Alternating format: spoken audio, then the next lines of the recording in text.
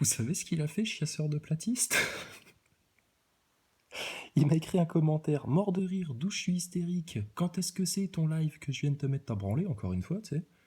Donc moi je lui ai répondu 5 fois dans la soirée. Je lui ai mis, bah c'est quand tu veux en fait, moi j'attends. T'es dispo, quand tu veux, machin, dis-moi quand alors, c'est quand t'attends quoi alors t'es parti chier un coup ou alors t'attends l'autorisation de ta bobonne? Il a effacé son commentaire, le crétin là. Mais t'assumes rien du tout, chasseur de platistes.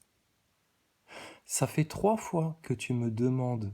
Alors, c'est quand ton live? Quand est-ce que je viens te mettre ta branlée, machin, etc.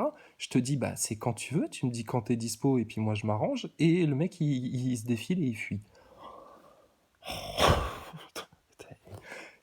T'es un sacré loustique, toi, quand même. T'es un sacré loustique.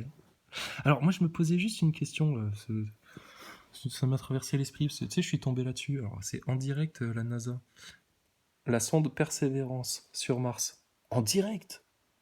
24 heures sur 24, qu'est-ce qui se passe sur Mars?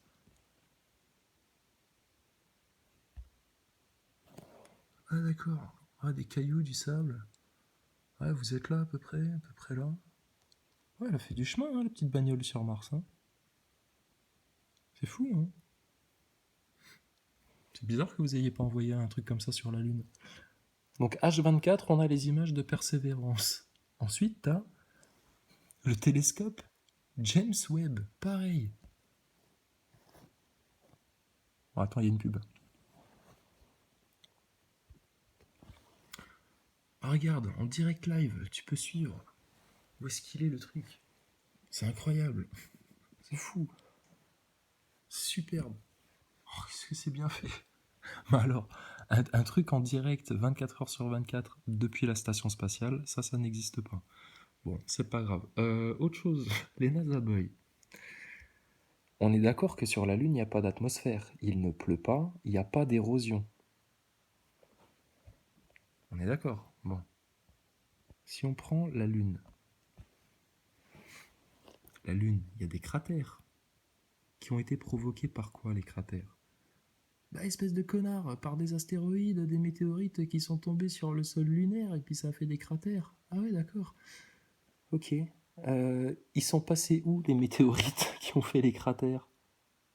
Ils ont disparu. C'est incroyable ça. C'est comme si on avait des impacts de balles, mais sans la balle, quoi. La balle a disparu. C'est fou ça, hein? Ouais, je sais pas, il y a des questions à se poser quand même, les neuneux.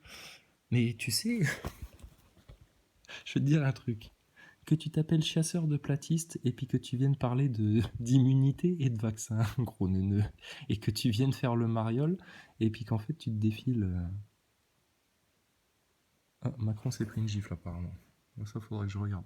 Que tu viennes proposer des lives et que tu te défiles, que tu viennes me parler d'immunité de ta picouse.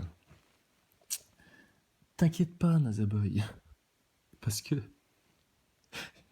il y a encore plus con que toi. Alors elle, franchement, elle est trop forte. Attends, bouge pas. Alors, c'est la nouvelle ministre des Affaires étrangères apparemment. Elle a débarqué à Kiev en train. Il y a un journaliste qui lui pose la question là. Le ministre, quel est le climat en arrivant à Kiev? Magnifique. Il fait beau.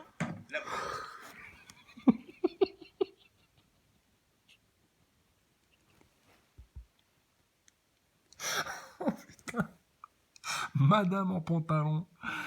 Oh là là, qui débarque là. Alors madame, quel est le climat? Bah, il fait beau.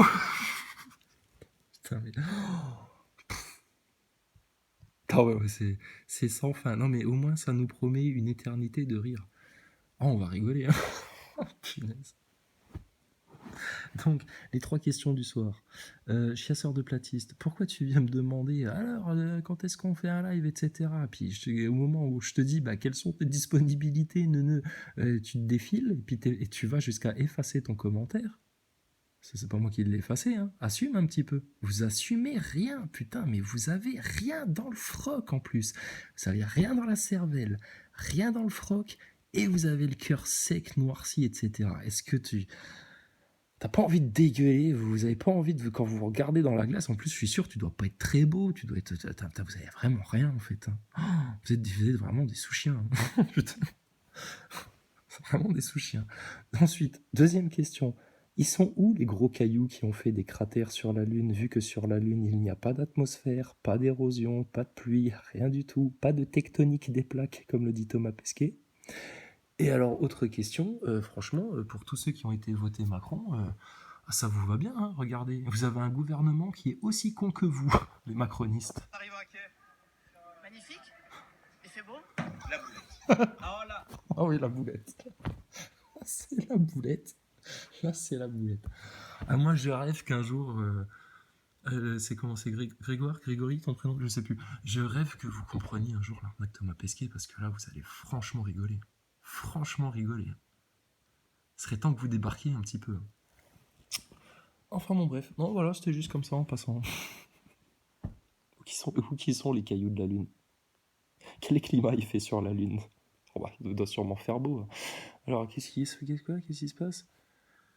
Éric Zemmour viré et banni de la piscine du Ritz. Pourquoi? Qu'est-ce qui s'est passé? Il s'est pointé en burkini. Apparemment, il s'est pris la tête avec une milliardaire. Oh, je sais pas, je sais pas. Enfin bon, bref.